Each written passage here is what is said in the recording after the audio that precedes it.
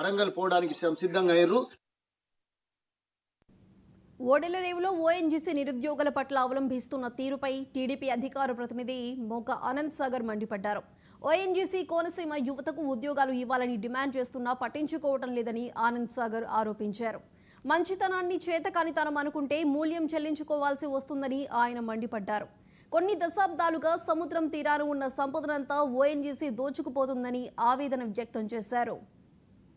అమలాపురం నియోజకవర్గం ఓడలరేవు గ్రామంలో ఉన్నటువంటి ఓఎన్జీసీ టెర్మినల్ దగ్గర మన కోనసీమ నిరుద్యోగ యువత ఆధ్వర్యంలో ఓఎన్జీసీలో స్థానికులకు ఉద్యోగాలు కల్పించాలి అంటూ పెద్ద ఎత్తున నిరసన దీక్షలు చేపట్టి కొనసాగించడం జరుగుతుంది. దీనిపై స్పందించకుండా ఓఎన్జీసీ నిమ్మకు నీరెత్తినట్టు కిమ్మనకుండా ఉదాసీనంగా వ్యవహరిస్తూ తన అధికారాన్ని బలాన్ని ఉపయోగించి ఏదో విధంగా ఆ దీక్షా శిబిరాన్ని ఎత్తివేయించాలని ఓఎన్జీసీ ప్రయత్నిస్తోంది. ఓఎన్జీసీ వైఖరిని తెలుగుదేశం పార్టీ తీవ్రంగా తప్పుపడుతుంది. నిరుద్యోగ యువత డిమాండ్ను బలపరుస్తుంది. స్థానిక నిరుద్యోగ యువతకు ఓఎన్జీసీలో ఉద్యోగాలు ఇవ్వాలని బలంగా డిమాండ్ చేస్తుంది.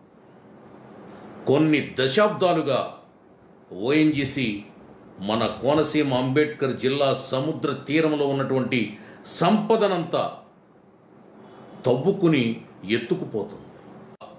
అమలాపురం నియోజకవర్గం ఓడలరేవు గ్రామంలో ఉన్నటువంటి ఓఎన్జీసీ టెర్మినల్ దగ్గర మన కోనసీమ నిరుద్యోగ యువత ఆధ్వర్యంలో ఓఎన్జీసీలో స్థానికులకు ఉద్యోగాలు కల్పించాలి అంటూ పెద్ద ఎత్తున నిరసన దీక్షలు చేపట్టి కొనసాగించడం జరుగుతుంది.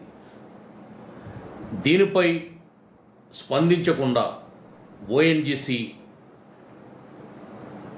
నిమ్మకు నీరెత్తినట్టు కిమ్మనకుండా ఉదాసీనంగా వ్యవహరిస్తూ తన అధికారాన్ని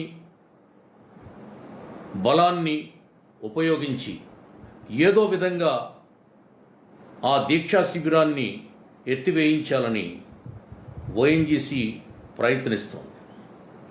ఓఎన్జీసీ వైఖరిని తెలుగుదేశం పార్టీ తీవ్రంగా తప్పుపడుతుంది. నిరుద్యోగ